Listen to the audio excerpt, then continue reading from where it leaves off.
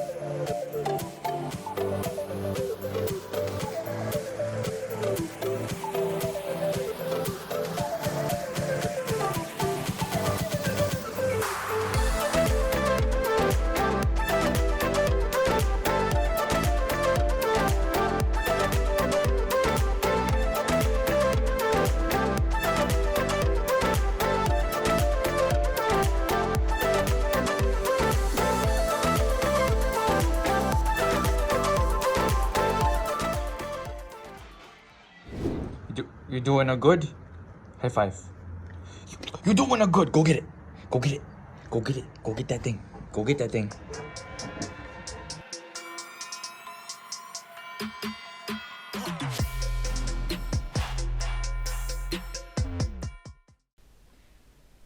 So in today's video, I want to talk a little bit about the warm-up sequence that you guys are seeing here. Now, I couldn't show you the time lapse as it was way too sped up for me to be able to explain stuff, but just know that I go through a lot of mobility to get myself ready, movement prep in a way. Now we're moving on to activation stuff. So we're going for some face pulls, focusing on retracting the scapula and working into external rotation and warming up the rotator cuff, especially with doing some horizontal pressing like bench.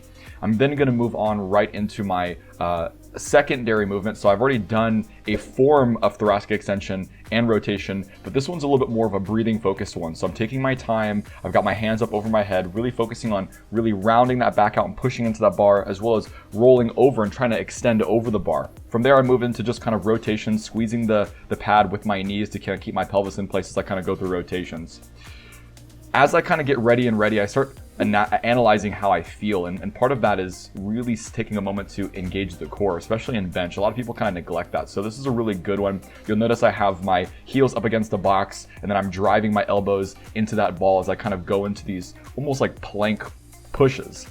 Turning on the serratus, it's just an extremely important movement. So these body saws with that heel dig or heel drive is going to help keep the stability of the pelvis and the upper body while engaging the core effectively. So I love those things. You're going to notice as I kind of start warming up, I take things really slowly. I don't focus on weight whatsoever. I really focus on what I'm feeling. And what I've been feeling as far as bench has been phenomenal. The more I'm doing as far as pulling, squeezing, retracting, and then rotator cuff stuff, it's translating more and more into a solid, strong, confident bench, which is something that I used to have. So I want to rebuild that. So I am really focusing on just a neutral competition grip, not super wide or super narrow like I used to do, more of just finding that neutrality to begin and then letting my body adapt and get used to that so that I can then play around with variations over time. Now you're going to see that I'm really working with probably some of the lightest weight that I've used since the very beginning. I mean, when I first started powerlifting, this was the weight that you would see me use, was whites and greens and yellows, and I'm right back to that. Understanding that there's going to be a moment where you have to take a step back is the only way that you can take a step forward in your training and in life. So if there's anything you can take away from today's video, it's don't be afraid of failure, embrace that shit, and make sure that you make the best of every experience you have. With that being said, I'm going to let you guys off here. Enjoy the rest of the workout. Thank you so much for watching, and I'll catch you guys next time.